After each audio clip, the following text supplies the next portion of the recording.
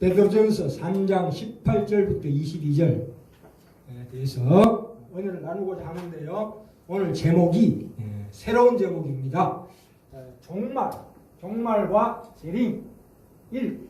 몸의 죽음과 몸의 부활 그 사이라는 제목으로 함께 은혜 나누고자 합니다.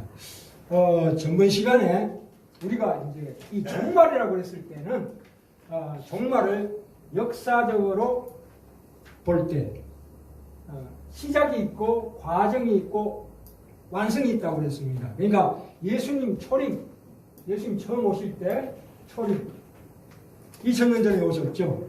초림부터 예수님 다시 재림하실 때까지 이 중간기간이 전부 종말이라고 말씀드렸습니다.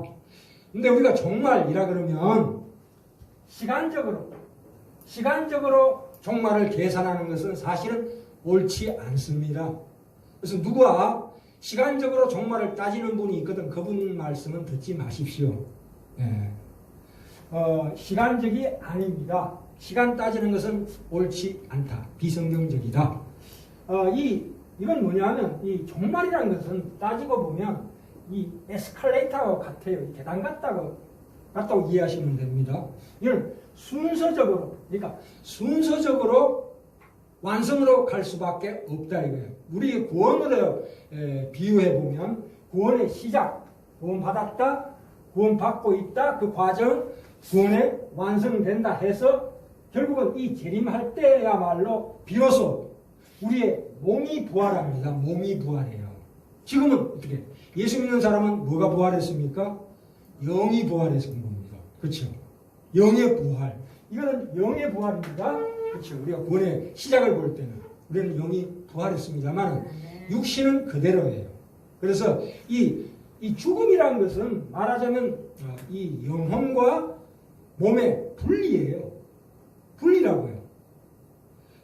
보통 잘못된 세상의 견해가 있습니다. 어떤 거냐면 일반 철학이나 의학이나 과학에서는 인간이 태어날 때부터 이 죽음이란 것이 우리 인생의 일부분이다.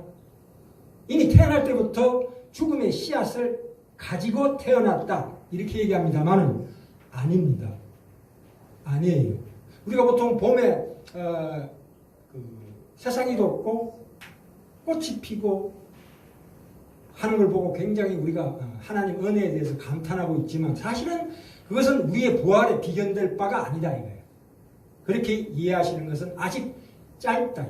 우리 부활은 참으로 놀라운 겁니다. 이 몸의 부활이라는 것은 굉장히 놀라운 사건이에요. 앞으로 우리가 맞을 참으로 영광스러운 그러한 겁니다.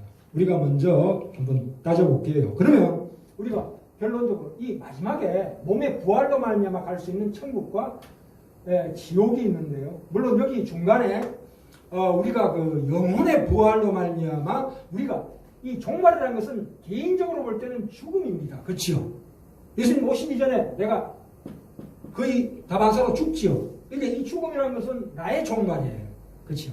그러면 나의 종말, 내가 죽으면 몸과 육신의 분리라는 거예요. 이게 내 실존에 없어진다. 소멸이 아니고 나의 영혼과 몸의 분리일 뿐이다. 이 뜻입니다. 예, 그렇기 때문에 우리가 신자들이 죽음을 보는 관점은 일반 사람들하고 전혀 달라야 합니다.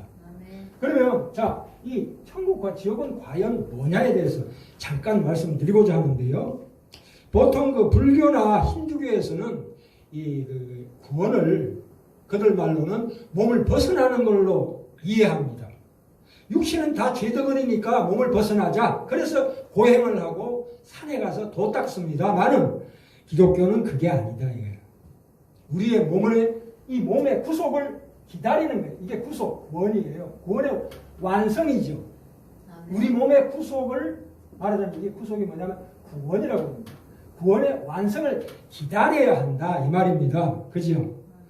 이 하나님께서 우리의 육신을 결국은 예수님 재림하실 때 우리 육신을 완벽하게 부활시키실 건데 그걸 막을 만한, 그걸 방해할 만한 세력은 이 전 우주에서 아무도 없다. 이렇게 이해하셔야 합니다. 이걸 막을 사람 아무도 없다. 나는 반드시 몸으로 영광스럽게 부활한다. 참 저는 목사로서 이 설교를 준비할 때 누구에게 전하려고 하냐면 저 자신에게 전하려고 설교를 준비합니다. 왜요? 저도 목사이기 이전에 하는 사람의 성도예요. 그래서 제가 설교를 준비하면서 내가 감동을 받아요. 내가 단순히 우리 형제자매님들에게 단순히 어떤 지적인 위안이나 어떤 나의 경험, 감동을 주려고 하는 것보다도 더 우선적으로 하나님의 말씀에 대한 영적 진리를 영적인 방식으로 제시하고자 합니다. 예, 그렇기 때문에 우리가 천국에 가고 싶은 이유가 뭡니까? 그것은 우리가 알다시피 행복과 기쁨의 절정입니다. 천국이라는 것은. 그렇죠? 그러나 더 깊이 무엇 때문에 천국 가려고 물으신다면 우리 신자는 하나님 존재에 서고 싶어서 천국을 갈망한다고 대답해야 합니다. 예수님의 그토록 바라던 예수님의 얼굴을 본다는 사실에 대한 마음의 깊은 감동이 있어야 합니다. 나는 천국 가는 이유가 뭐냐 물으실 때는 예수님 얼굴 뵙고 싶다. 예수님 얼굴 뵙고 싶다. 하나님의 얼굴 뵙고 싶다. 전전에서. 그건 뭘 뜻하냐 하면은 내가 그동안 살아오면서 내 마음속에 채워지지 않는 그 갈망, 포도포도 끝이 없는 나의 어떤 욕망, 말하자면 그것의 모든 해답을 하나님 본인이 가지고 계시기 때문입니다. 주님만이 가지고 계십니다. 우리의 마음속에 살아가면서 얼마나 갈망이 심합니까? 뭔가 나의 마음의 고향을 바라보는 저 밤하늘의 별을 바라볼 때 나의 마음의 고향이 어디인가 하는 인간의 근원적인 궁극적인 소원, 소망을 만족시켜 주실 분이 바로 하나님이시요 예수님이시다 이 말이에요. 예, 그래서 우리가 항상 얼마나 내가 살아있는 동안 많은 시간 동안 천국에 대해서 생각해야 합니다. 많은 시간을. 그리고 얼마나 자주 여기를 응시하고 살아야 합니다. 참으로 우리는 우리의 생활의 삶의 모든 국면에서 이 궁극적인 우리가 가야 할 곳을 항상 응시하고 살아야 합니다. 참으로 이것은 우울하거나 병적으로 세상을 도피하는 것이 아닙니다. 우리 마음속에 영원한 참 소망을 가져야 된다 이 뜻입니다. 그것은 참으로 사실은 이 천국에 대해서는 성경에 자세하게 안 나와 있어요. 간단 명료하게 나와 있다고 정말 말씀드렸습니다. 왜 그러냐면 우리는 죄를 가지고 태어났습니다. 잉태할 때부터 죄를 가지고 태어났고 아담의 죄를 가지고 그렇기 때문에 타락했습니다. 우리가 얘기하는 이 언어와 우리 생각, 이성 모든 것들이 다 타락했기 때문에 천국의 영광을 묘사하지 못합니다. 절대로. 만약에 우리 인간의 언어로 천국을 묘사하면 그것은 비록 바로 보자마자 잘못된 설명밖에 할 수가 없기 때문입니다. 그래서 천국에 갔다 온 사람의 책은 볼 필요가 없습니다. 그것은 보면 볼수록 내가 참지 못할 만큼 이렇게 천국이 시시하단 말입니다. 이런 결론밖에 안 나온다 이거예요. 인간의 언어로는 도저히 표현할 수 없는 것이 천국입니다. 너무나도 놀랍고도 영광스러운 것입니다. 그 마음의 소망을 천국에 항상 두시기 바랍니다. 그것이 참된 그리스도인입니다. 이 부활의 원리는 절대 자연의 원리하고 전혀 다릅니다. 아까 말씀드렸죠. 봄에 새싹이 돋고 열매가 맺히고 꽃이 피는 것하고는 전혀 비교할 수 없는 놀라운 상상할 수 없는 그런 부활의 원리입니다. 그러면 지옥은 뭐냐? 네. 이 지옥이라는 건 뭐냐면 지옥이야말로 우리가 지옥을 생각할 때 이렇게 생각합니다. 아니 사랑의 하나님이 어떻게 자신이 만든 피조물인데 어떻게 나치 수용소에 가스실에 보내는 것처럼 철두철미하게 무시무시하고 야만적인 고문을 하시냐. 부대기도 죽지 않는 영혼이 꺼지지 않는 불에 담근다는 얘기 아니에요? 그것은 비유예요. 비유라고요. 그리고 지옥에 간 사람이 이빨을 간다는 얘기도 있어요. 이빨을 부덕부덕 간다는 것. 그것은 비유예요. 그만큼 힘들고 고통스럽고 괴로운 것이다. 한 점 희망도 없이 부자와 나사로 거지 나사로가 있는 낙원과 음부 사이는 큰 구름이 가로놓고 있어가지고 절대로 왕래하지 못한다. 한 점 희망도 없다. 영원히 몸부림치며 괴로워하는 것을 하나님이 그러면 그런 것을 고소하게 지켜본단 말인가? 그게 무슨 사랑의 하나님인가? 이렇게 우리가 얘기합니다. 그 절대적인 절망 속에서 참으로 영혼을 보내야 하는가? 그러나 그렇게 오해하시면 안 됩니다. 이것은 절대적으로 하나님과 우리의 관계를 의미합니다. 지옥이라는 것은 인간의 자유의지, 그 핵심과 나의 선택에 대한 하나님의 놀라운 은총의 표현입니다.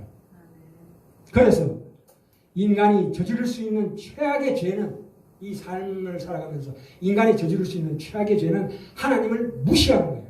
하나님을 업신여기는 거예요. 그것이야말로 하나님께 저지를 수 있는 가장 큰 죄예요. 살인보다 더 수억만 배나 더 무서운 죄다 이거예요. 왜냐하면 지옥은 관계예요. 지옥은 관계로 보시면 돼요. 관계라는 건 뭡니까? 우리가 부부관계, 서로 원수처럼 어떤 남편은 어떤 아내를 칼로 죽이기까지 하잖아요. 그 부부간의 관계가 어떻게 됩니까? 칼로 죽일 정도로 그렇게 극악무도한 그 당시에 그 순간에 남편의 마음속에 그 정오와 저주와 그런 것들이 발현되잖아요. 지옥에 가면 그러한 끊임없는 인간 속에 있는 죄성이 옹솟음 치는 곳이다 이거예요. 그래서 참으로 나의 수치스러움과 그 고뇌와 후회 속에서 영원토록 산다 이거예요. 얼마나 무시무시합니까? 에? 불에 구워봤자 잠깐 지나면 그게 조명이 돼서 안 뜨거워요. 안 그렇습니까? 이해가 되십니까? 그러나 이것은 영원토록 지속되는 거예요. 이 끔찍한 공포가 있는 것이 바로 지옥이다 이거예요. 그런데 이 지옥은 지금 내가 평생을 살아가면서 지금 여기서 날마다 자신이 선택한 길의 종착지입니다. 그만큼 우리 일생 한 바퀴 없는 이 인생이 얼마나 중요한가. 왜 우리가 세상 가운데 살아가면서 나그네 같이 살아라. 이 땅에는 너의 소망이 없다. 다 썩어 문드릴 겁니다. 결국 우리는 영광스러운 천국으로 가고야 맙니다. 하나님께서는 우리가 살아있을 때 불신자든 신자든 누구에게나 하나님을 완벽하게 충분히 드러내십니다. 우리가 산에 가서 자연을 볼 때 이걸 누가 지었단 말인가 하는 생각을 가지죠. 그건 하나님의 일반 은총입니다. 그 속에서 깨닫지 못한다면 그건 끝입니다. 이렇게 보여주는데도 하나님이 계심을 깨닫지 못한다면 그거야말로 자기 선택에 의해서 나의 자기의 자유의지에서 자연스럽게 지옥이라는 곳에 가게 될 수밖에 없다. 참 그리고 하나님은 또 참 은밀하게 스스로를 감추기도 하십니다. 왜요? 깨닫는 자만 깨달아라. 예, 그렇게 말씀하십니다. 그래서 우리에게 죽고 나서는 제2의 기회가 전혀 없다. 살아있을 땐 택해야 한다. 누구를? 하나님을. 주 예수 그리스도를 믿어야 한다. 이겁니다. 예. 왜냐하면 죽고 나서 이 천국과 지옥을 보여주고 난 다음에 제2의 기회가 있다면 그건 진정한 자유의지가 아니다 이거예요. 그건 어떤 강압적인 힘에 의해서 나도 모르게 천국을 택할 수밖에 없는데 그것은 하나님 원치 않으신다. 왜요? 이 고난과 고통 속에서 택해라 이거예요. 이 죽음이라는 것은 징계예요. 하나님 믿는 자에게는 징계예요. 왜요? 이 죽음이라는 게 왜 왔습니까? 죄로 말미암아 왔다 이거예요. 죄로 말미암아. 만약에 아담이 죄를 안 지었으면 우리에게 죽음이 없다 이거예요. 없다. 그렇게 지었었어요. 하나님 형상대로 지었다. 하나님은 영원 불멸을 우리에게 선물로 주셨다. 하나님 본인이 영원 불멸이 하신 분이시기 때문에 우리에게 영원 불멸의 선물을 주셨다. 그것이 구원입니다. 진정한 구원입니다. 디모데전서 6장 16절에 나오죠. 오직 그에게만 죽지 아니함이 있고 라는 표현이 나옵니다. 그래서 우리는 극도로 고통스러운 위기에 반드시 그 순간에 우리를 도와주시기 위해서 주님은 주님을 나타내십니다. 성령을 통해서 우리에게 나타나십니다. 우리가 극도의 고통의 순간에, 위기의 순간에, 죽음의 순간에 성령께서 우리에게 나타나신다 이거예요. 얼마나 놀라운 구원입니까? 아멘. 그래서 자 보세요. 그래서 이거 영원한 몸의 부활 이전에 죽으면은 그 고난과 질병, 죽음이라는 것은 사실은 우리는 믿는 자는 성화의 과정입니다. 아멘. 성화의 과정이에요. 반드시 이 과정을 거쳐야 돼요. 이 오늘 말씀에 보시면 우리 주 예수 그리스도께서도 죽으사 이렇게 나오잖아요. 물론 예수 그리스도 죽으시면 대제사장으로서 인간의 모든 죄를 속죄하시기 위해서 죽으셨지만 우리도 그 길을 따라가는 거예요. 그렇기 때문에 우리도 죽을 수밖에 없다 이거예요. 예. 반드시 우리가 극복해야 될 통과하면서 극복해야 될 것이 뭐냐? 죽음이다. 아멘. 믿지 않는 자에게는 그것이 징벌입니다. 그래서 음부로 떨어지죠. 네? 그런데 이 낙원과 음부에 갈라지잖아요. 우리가 삶의 죽으면서 그러면 의식이 있을까요? 뚜렷합니다. 더 뚜렷합니다. 그러면 누가복음 16장에서 말씀드렸죠. 부자가 죽었는데도 자기 형제들, 살아있는 형제들의 상황을 정확하게 인식하고 그들에게 이 소식을 전하라고 했잖아요. 얼마나 뚜렷합니까? 죽는다고 해서 의식이 없어집니까? 천만에 만만의 콩떡입니다. 보통 이단들은 영혼의 수면, 잠잔다, 무의식 상태다 이렇게 생각하지만 아닙니다. 깨어 있습니다. 죽어서도 깨어 있습니다. 그래서 우리가 깊이 명심하셔야 합니다. 우리 성화 과정의 일부분입니다. 그래서 우리는 결국은 이렇게 나갑니다. 고린도서 15장 55절에 이 위대한 선언이 나옵니다. 죽음에 대해서. 우리가 죽음에 직면했을 때 사망아 너의 쏘는 것이 어디 있느냐? 너의 이기는 것이 어디 있느냐? 이렇게 말할 수 있습니다. 우리는. 왜요? 그리스도 안에서. 우리는 사망에 쏘는 것은 죄요. 죄의 권능은 율법이라. 그 율법을 우리 주 예수 그리스도께서 완성하셨습니다. 우리 주 예수 그리스도로 말미암아 우리에게 힘을 주시는 하나님께 감사하노니라고 외칠 수 있습니다. 아멘. 그래서 바울은 빌립보서에서 그렇게 나오죠. 그리스도와 함께 있을 욕망을 가진 이것이 세상 사는 것보다 더욱 좋으니. 바울은 삼층천을 보고 온 사람이에요. 그런데도 삼층천에 대해서 하나도 얘기를 안 합니다. 그래서 계시록에도 나옵니다. 14장에 12절에 주 안에서 죽는 자들은 복이 있다. 예. 자, 그러면 그게 대해서 좀 더 오늘 말씀이 나오는데 보통 우리가 구약은 사실은 구약의 대부분의 예언들은 아직 확실한 거 아닙니다. 왜냐하면 이 구약의 예언들은 계시들은 시약과 같기 때문에 방금 시작되어서 불완전한 것입니다. 그래서 조금씩 처음에 좀 암시가 있고 난 다음에 점진적으로 서서히 모습을 드러냅니다. 그렇죠? 점점 발전한다 이 말입니다. 그래서 신약에 와서 더욱 분명해지고 완전히 명확해지는 것이 계시의 특성입니다. 성경 말씀을 볼 때. 그래서 구약에도 보면은 뭐 음분이, 소울이니, 하데스니, 뭐 사람이 죽으면 걸로 간다고 그러지만 그것은 그런 상태만 얘기했다 뿐이지 그 밑에 깊은 뜻은 신약이나 다른 다니엘서나 이런데 확실하게 나와 있습니다. 그러니까 어떤 특정한 구절을 따로 고립된 진술을 뽑아다가 그걸로다가 이 교리를 세우면 절대 안 됩니다. 그렇죠? 결코 사후의 영혼이 무의식 상태에 있지 않다는 것을 보여주는 성경의 증거는 너무너무 많습니다. 절대 우리는 그런 거에 속아 넘어가면 안 됩니다.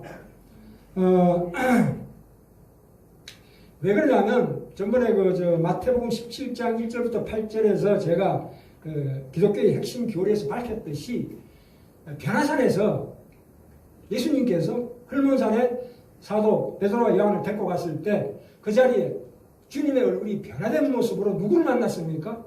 모세와 엘리야를 만났다 이거예요. 그렇죠? 그렇기 때문에 모세와 엘리야도 과거에 죽었던 사람인데 예수님을 만나서 얘기한 거 보면 저 사람이 영적으로 죽지 않고 살아있구나. 그게 영혼의 부활이죠. 그렇게 우리가 이해하시면 됩니다. 특별히 더욱 중요한 이 사후 세계에서 죽고 난 다음에 의식이 뚜렷하다는 뜻으로 예수님께서 뭐라고 그랬습니까? 십자가에 같이 달린 오른 우측의 강도에게 뭐라고 그랬어요? 오늘 네가 나와 함께 낙원에 있으리라. 회개한 강도에게 하시는 말씀. 지금 당장 나와 함께 낙원에 있으리라. 그렇게 말씀하셨습니다. 그죠? 주님의 면전에서 내 자의식을 가진 실존의 모습을 명백하게 알려주고 있습니다. 그렇죠? 야, 대단히 놀라운 말씀입니다. 그런데 이쯤에서 하나 따져봅시다. 그러면 좀 이따 그 말씀 드릴 건데 갑자기 죽은 사람은 어떻게 되는가? 그 중에서 누구? 어린애들. 아직 이성이 삭트하지 않는 어린애들은 어떻게 될 것인가?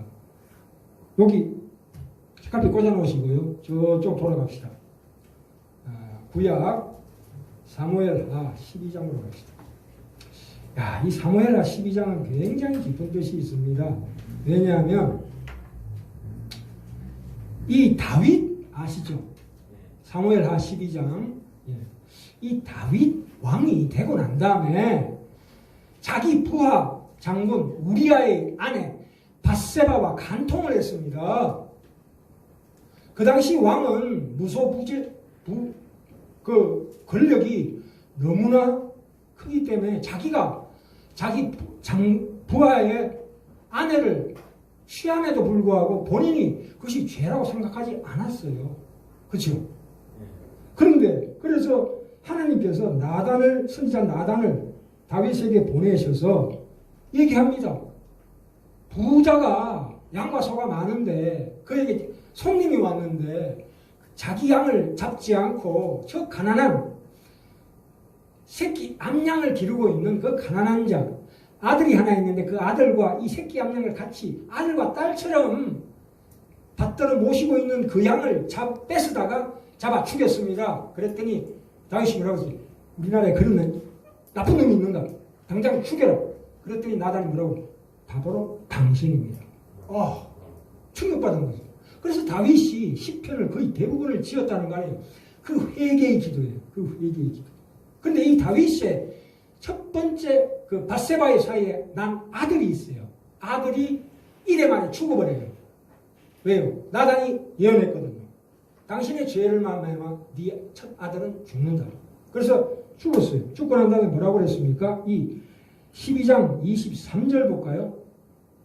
자, 죽기 전에는 하나님께 기도했습니다. 금식하면서 하나님 내 아이를 살려주십시오. 비록 제가 잘못했지만 이 아이를 꼭 살려주십시오. 기도했는데 결국은 죽었습니다. 23절 12장 23절 시방은 죽었으니 어찌 금식하랴. 금식을 풀고 애 죽자마자 바로 밥을 먹었습니다. 이거 이제 끝난 거구나. 그러면서 하는 말이 뭐냐. 내가 다시 돌아오게 할 수 있겠느냐. 나는 저에게로 가려니와 저는 내게로 돌아오지 아니하리라. 이게 무슨 얘기입니까? 말하자면 태어난 지 얼마 되지도 않은 아기는 개인적인 믿음으로 예수를 영접할 기회가 없고 그런 의식이 없는 사람은 하나님의 특별한 배려가 있다 이 말입니다. 하나님의 특별한 배려로 그를 구원하신다. 그래서 로마서 5장에 누누이 우리가 확인했지 않습니까? 이 구원이라, 이 믿음이라는 것은 믿음이 크게 몇 가지 있다고 그랬어요? 크게 두 가지 있다고 그랬잖아요. 첫 번째는 뭡니까? 두 번째 믿음이 우리가 가지는 믿음이고, 나는 주를 믿습니다 하는 그 고백이고, 첫 번째 이 고백이 나오기까지 먼저 선행되는 주어지는 믿음이 있다 그랬죠. 그 주어지는 믿음을 어린 유아에게 주셨다 이 말입니다. 그래서 그를 구원하셨다 이거예요. 이거는 참 귀합니다. 그러나 인간이 이성이 삭튼 성인자 같은 경우에는 그렇게 하시지 않습니다. 물론 우리에게 이 첫 번째 구원을 허락하시지만 하나님 주시는 믿음을 주시지만 그 사람이 이성이 삭터 있고 성인이 된 사람한테는 반드시 그 고백이 따라가야 믿은 걸로 쳐주십니다. 그렇죠? 우리는 죄를 유전받지만 아기들도 죄로 유전을 받아서 지옥 갈 수밖에 없지만 특별한 하나님의 배려로 이렇게 우리가 알지 못하게 죽은 그 사람은 어떻게 되나 이렇게 궁금증을 이렇게 풀어주십니다. 자, 오늘 그러면 본문으로 가봅시다. 좀 시간이 많이 지나갔는데요. 베드로전서 3장 여기 보면 참 우리가 제2의 기회도 있다고 생각할 수밖에 없이 오해하게 만들어 놨습니다. 여기 보면. 여기 19절에 보시면 예수님이 돌아가셔서 영으로 옥에 있는 영들에게 복음을 전파했다. 이렇게 나옵니다. 에? 그렇죠? 이것을 바로 번역하면은, 보세요. 자, 19절. 저가 또한 영으로 옥에 있는 영들에게 전파하시니라. 그러면 예수님이 돌아가셔서 사흘 만에 부활하셨다고 그러죠. 그럼 사흘 동안 땅에 내려가셨다가 거기서 아예 부활하시지 않고 그냥 죽은 상태에서 그들에게 복음을 전파했단 말인가? 이건 말이 안 되잖아. 그렇죠? 안 그렇습니까? 여기는 이게 무슨 말씀이냐면 정확하게 번역하면 그가 영으로 또한 옥에 있는 그 영들에게 가서 전파하셨느니라. 이렇게 이해하셔야 합니다. 그렇죠? 그러고 나서 보셔요. 이게 무슨 얘기냐?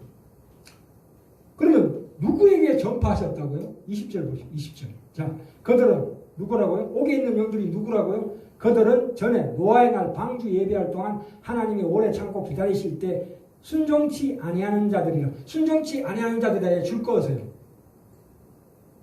네. 그러면 예수님이 영으로 옥에 있는 영들에게 전파한 대상이 누굽니까? 옥에 있는 영들이 누구라고요? 순종치 아니하는 자들이래요. 그러면 이 순종치 않은 자라는 게 무슨 뜻입니까? 여기에서 복음을 전파했다는 것은 우리가 이해하는 복음 전도를 얘기하는 것이 아닙니다. 그것은 여기 19절에 영으로 라고 나오지요. 이거는 성령님을 의미합니다. 성령님. 그러면 예수님께서 자 보세요. 노아가 방주를 120년 동안 지었습니다. 그렇죠? 그러면 그때 당시에 예수 그리스도께서 성령으로 말미암아 120년 동안 노아의 입을 통해서 전파했다 이 뜻입니다. 그런데 어떻게 됐습니까? 그들이 순종치 않았다. 그래서 옥에 있는 영들이라고 합니다. 그러면 순종한 사람은 누굽니까? 노아와 8가족입니다. 8가족. 그밖에 없었다 이거예요. 자, 노아의 홍수는 이때까지 그런 사건이 없었어요. 역사 이래로 전 인류가 심판받은 것은 딱 그때밖에 없었어요. 그때 예수님께서 뭐라고 그랬냐? 그들이 살아있을 때 내가 누누이 복음을 전파했노라. 그치? 예수님 오시기 전에 영으로 계셨습니다. 그쵸? 이해가 되십니까? 이 땅에 오시기 전에 이때는 육신을 타고 오셨어요. 그러면 그 전에는 뭘로 계셨습니까? 영으로 계셨죠. 분명히. 그쵸? 그럼 그때 무슨 일을 하셨을까요? 복음을 전파하셨다 이거예요. 뭘로? 성령님으로. 구약시대에도 성령님이 운행하셨다 이거예요. 왜? 창세기 1장에서 뭐예요? 하나님의 신은 수면에 운행하십니다. 그러니까 예수님과 성령님이 구약시대 때도 복음을 전파하셨다. 이해되십니까? 성령님이 우리의 신령을 움직여주지 않으면 믿음이 나아지지가 않습니다. 구약 백성들도 예수님께서 영으로 성령님으로 복음을 전파하셨는데 이 노아의 방주에 타지 못한 모든 인류가 옥에 갇혔다 이거예요. 그것이 엄부다. 예수님이 3일만 돌아가셔서 부활승천하신 게 아니고 내려가셔서 거기에서 전파하셨다는 뜻이 아니다 이거예요. 예수님 부활승천해서 하늘에서 이들에게 내가 부활했노라고 선포하시는 거예요. 선포하시는 거예요. 그것이 이거의 참뜻입니다. 그러니까 결론적으로 말하자면 베드로전서 4장 6절 볼까요? 6절도 비슷한 말입니다. 이를 위하여 죽은 자들에게도 복음이 전파되었으니 이게 무슨 얘기입니까? 죽은 자들에게 언제 복음이 전파되었다고요? 살아있을 때 복음이 전파되었다 이 말입니다. 그렇죠? 이를 위하여 죽은 자들에게도 복음이 전파되었으니 이 말은 그들이 살아있을 때 이미 복음이 전파되었다. 뭘로? 예수 그리스도의 영으로 성령님으로 이미 전파되었는데 그들이 듣지 않았다 이거예요. 그죠?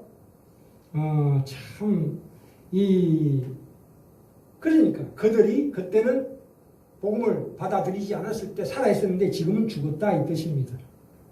이해가 되십니까? 예, 자 그러면 자 이 정도로 하고요.